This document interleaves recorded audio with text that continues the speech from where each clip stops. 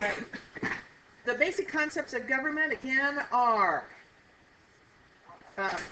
limited,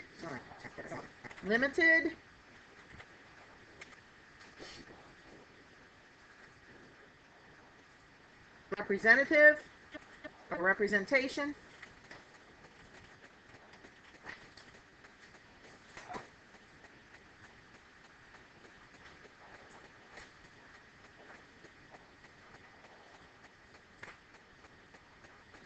order.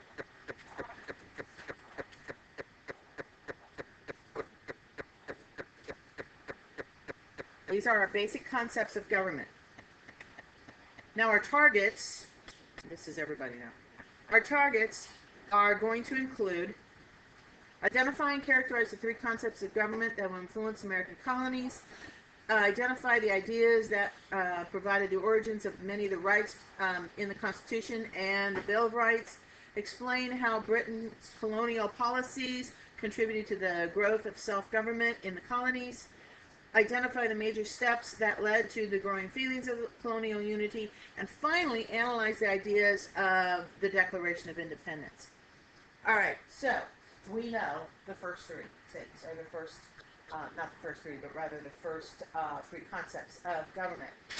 These are going to play a big role in how Jefferson and Adams and eventually Washington and all these guys began to build our country. They came up with the ideas. Right? So these are our targets. We're focusing on probably the first two today, depending on how fast or how quickly we are able to move through today's work. All right, so you have the web in front of you, and we've identified the three: limited, ordered, representative, or representation. Now, but we need to clarify what we're talking about. What do these mean? So let's start with limited. Limited power. Limited in power. It's not all powerful. It has to be limited in their power. Do I? You can draw little bubbles, or you can just write it out there, but you should be writing this down in some form. Related to limited. You need to connect it in some way. So if you want to make a bubble, that'll be good.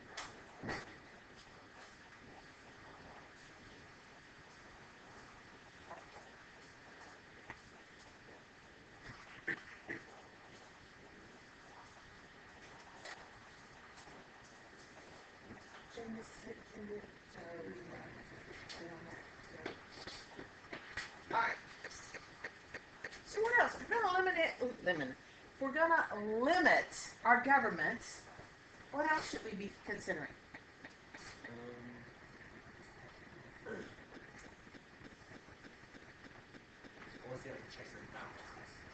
Okay. We should certainly make sure we've got some limitations. Let's see what we write here. Okay. So how does checks and balances then provide protection for our rights?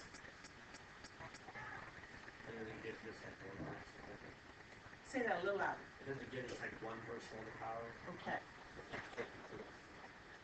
Right. And when you say checks and balances, what organization are you referring to in particular? Or a portion of the government. Maybe that'll help a little bit. Right. So we're talking about Congress? Yes. And Congress's job is to protect the individual rights. And there's more to it, but that's certainly part of it when we talk about it.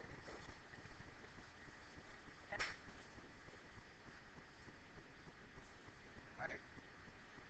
Which one do you want to do next? Ordered or representative? Ordered. Ordered. All right. So, what does that mean to be ordered? What are we talking about when we say ordered? Organized. Okay. Yeah. Yes. Okay. What I'm referring to, and you really kind of went to the heart of it. When you're forming a new government, You're not going to recreate the wheel. Do you understand what I mean by that? Hopefully you've heard that before. You're not going to, the new idea would be a new wheel. You don't really, when you're starting out again, you don't really want to start from zero. So where are you going to find ideas? Where? Other countries. And America, we're forming America. Right? Yeah, we're going to form Americans. All right, but we're going to base it on some of the former government. Remember, these guys were Englishmen. We'll talk more about that. They didn't dislike being Englishmen. They just hated the king. They liked being Englishmen. In fact, that's why they got upset, is they didn't believe they were being treated as Englishmen. So they're going to base their government on English form of government. But not just England. They're going to try and take the best. You want to turn this on? Is that okay? Okay. They're going to try and find the best of everyone. Right, so what else would be, order?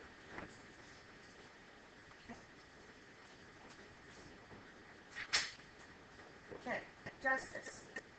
And when we say regulate relationships, this is a very broad way of saying justice. Justice for who? The people. But how do you gain justice for the people? In what ways? Through courts, regulating relationships. And this is a very broad way of saying, okay, I'm going to regulate, I'm going to make sure that the actions between you guys are appropriate, fair. But also, we don't just deal with the individuals. Who else will a country deal with? Not just the individuals in the country, but who else? I'm hearing it. Other countries. Yes. So not only is the government supposed to regulate within the people, they should be regulating outside with other countries. So it's a within and without. They regulate relationships within and without the country. Or without it. Outside the country. So, outside the country. All right. All right. So now we've come to representative. Who are they supposed to be representing? People. I think that's it. Actually, it's this one. Okay. They need to be serving the needs of the people. How can people's needs be served? Or if this is a better question, what kind of needs need to be served? Jobs? Okay.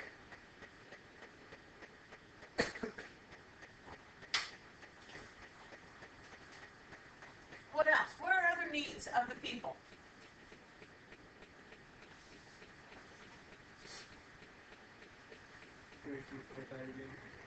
What are other needs of people that government should be taking care of? We talk about jobs, and jobs are good. It's not the government's jobs to make sure. Okay, how would they regulate or make sure there's food? Okay, but think about were food stamps part of the original plan? Founding fathers. They were saying, well, let's get our food stamps in order. Okay, talking about imports and exports. Certainly. Imports and exports. Food, probably wasn't a huge issue at that point, but they wanted to make sure they were protecting the American voters.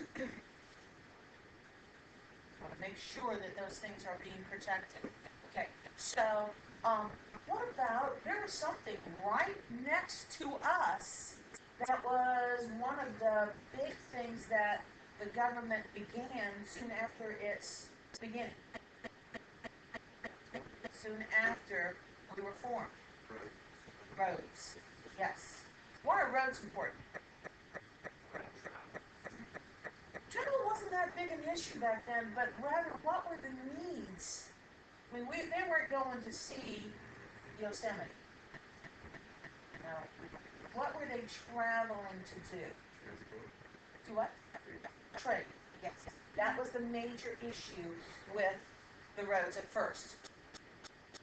They weren't sightseeing, but rather the travel had to do with trade and making sure that trade was available.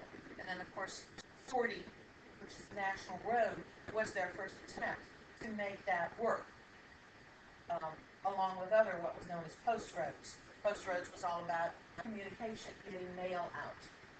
So, all right, and then of course, people having a voice. How do people have a voice in our government? Oh, this should be the easiest one. Voting, yes. Voting. And other ways, certainly other ways. That was primary. So, okay, now, we have a limited, ordered, and representative government, and all these things then are a part of these ideas. With that in mind, the Founding Fathers are going to be growing a government, a new government. Did you guys write everything down? Are you sure? Turn it in. I want to see. Turn it in. I want to see.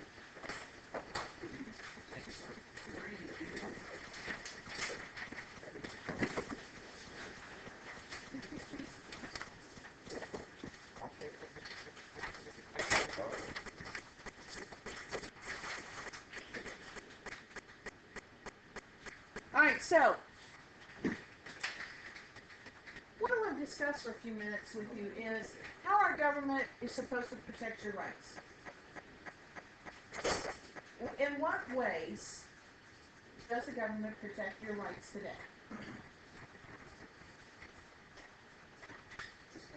Okay, bring this up then.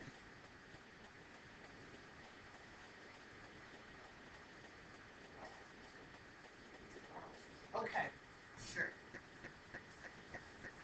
Start off with laws. So we have laws. Okay. Does that work?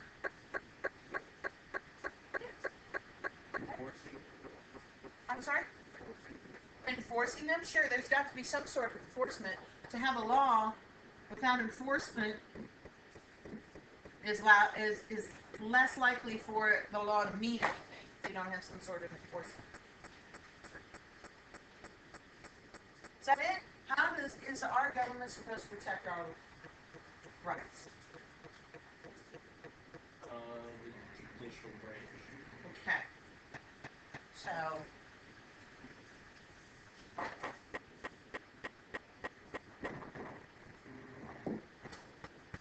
judicial branch, which includes local courts, as well as the federal courts. So my question then to you is right underneath it, are these things successful in your mind? I'm seeing a few nodded heads. Is there room for improvement? Yes, there's always room for improvement. And the interesting thing is there improvement allowed within our government? Yeah. How?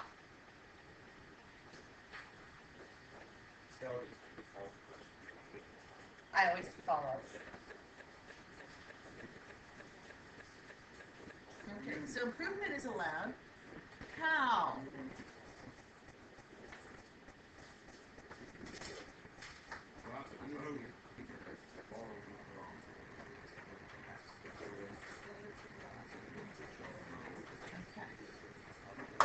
Alright. They pass new laws. The judicial branch continues to hear cases about laws and make decisions on whether those laws are acceptable or not. So we do have that protection. We do have that ability even to, hey, this law is wrong, let's fix it. Okay. Do you get, I have a goal in mind as we are working through this. I firmly believe that our government is not perfect. However, I also want you to know that our government has some ways to deal with that imperfection, where so many other countries don't. So many other countries, if there's imperfection, you're just out of luck. And despite the fact that our country and our government in particular is messy, that's the thing that we're going to understand before we get too far in here.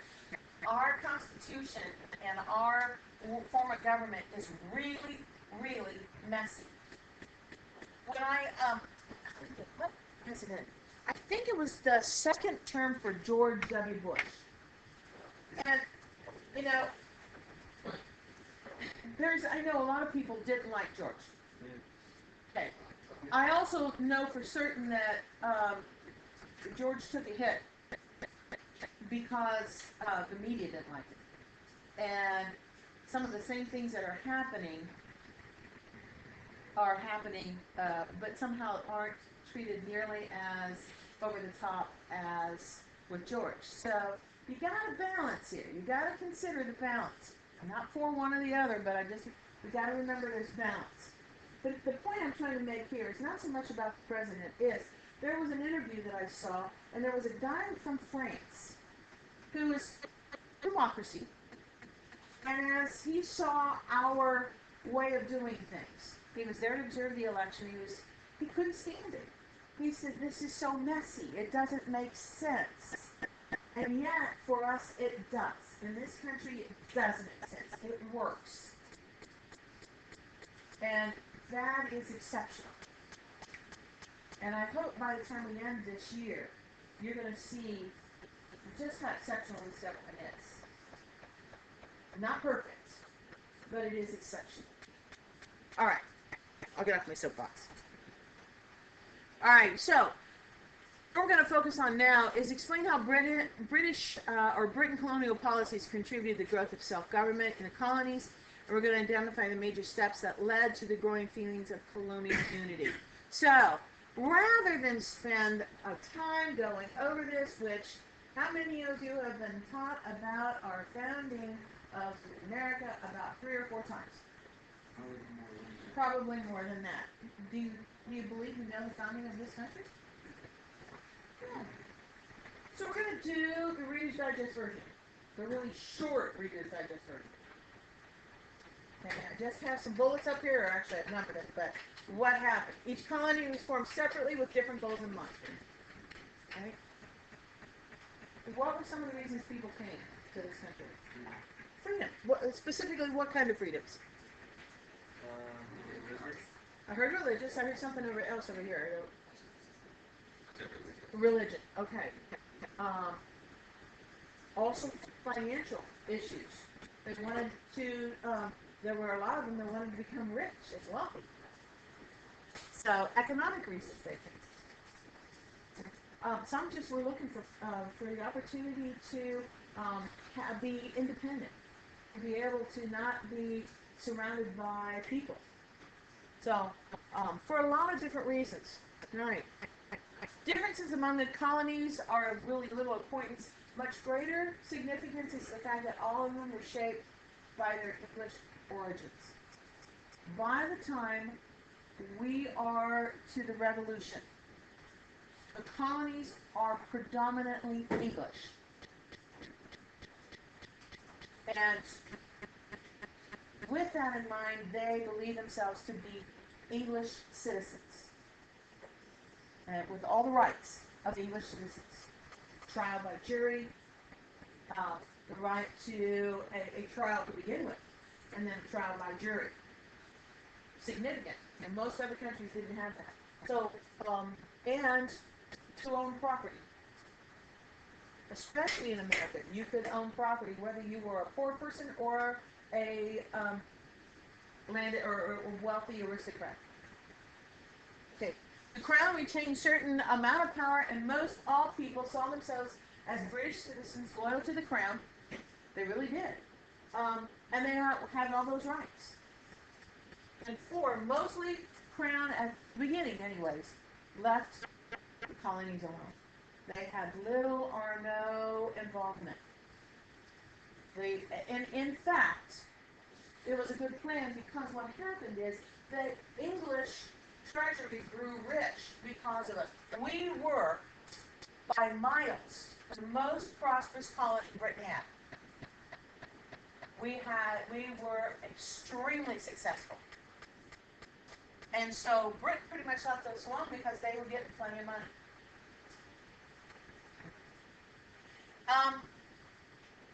As a result, we became very used to governing ourselves. The king was there. We all were loyal to the king, but we pretty much decided how we would govern. There was an English governor often. They generally were there, but the people themselves had their own ways of governing within each state. And as I said, the American colonies were extremely prosperous.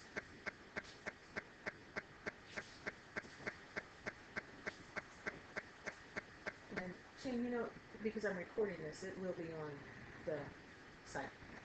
Okay, just wanted you to know, because I'm going to go on. Okay, I didn't know if you were typing all this. Okay. Alrighty. So, why did we revolt?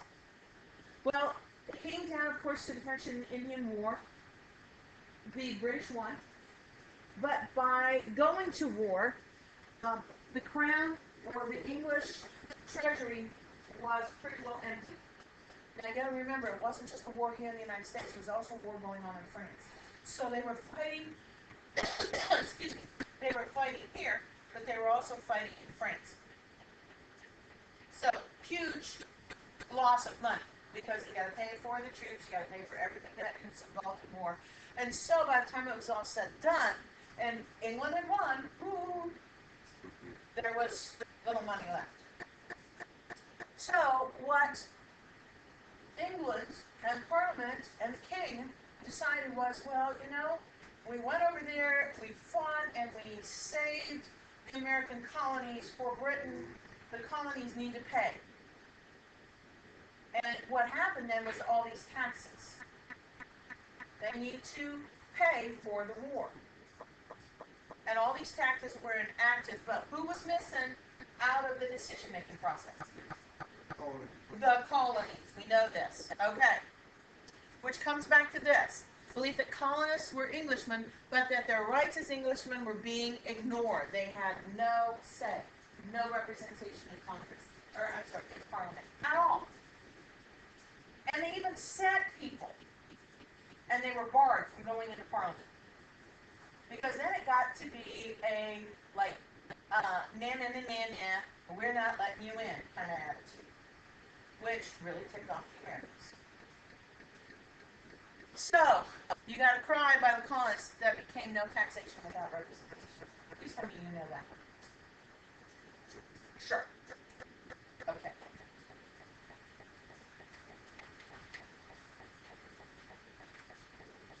Okay. All right, so I went ahead here a little bit. Okay, so eventually we have Lexington, which is the beginning of troops being sent. Of course, before that was the Boston Tea Party, the Boston Massacre. Boston was pretty much that hotbed of trouble. In fact, the Crown pretty much saw them as troublemakers. But it leads to our Revolutionary War. So, okay. Now, we have something called Continental Congress, the first one. They are formed. They aren't exactly successful, but they are attempting to put together not to leave England yet, but to put together something to try to get the king to recognize the Americans as Englishmen. They will eventually disband. The war is now going on, and the Second Continental Congress comes in. And a guy by the name of who is asked to write a declaration? Thomas Jefferson. You guys have your heads up. Okay, Thomas Jefferson. So Thomas is there. He's going to write this declaration, but again, he's not going to recreate the wheel. He's not going to start from nothing. So,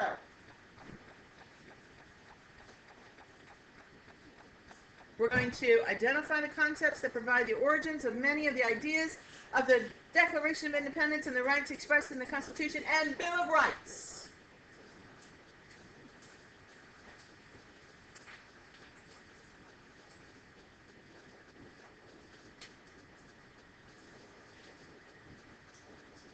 Another sheet of paper.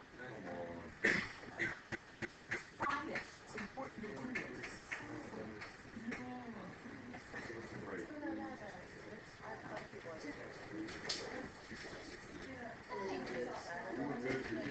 You were wonderful. That doesn't mean you don't. We have stuff that I do. What can they?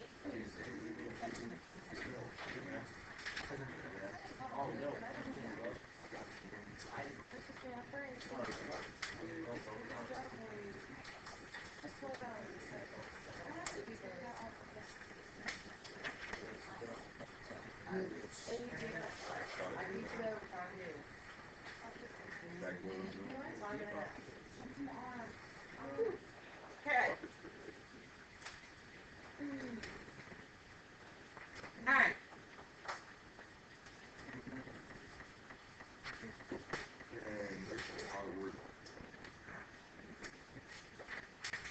These are people's names.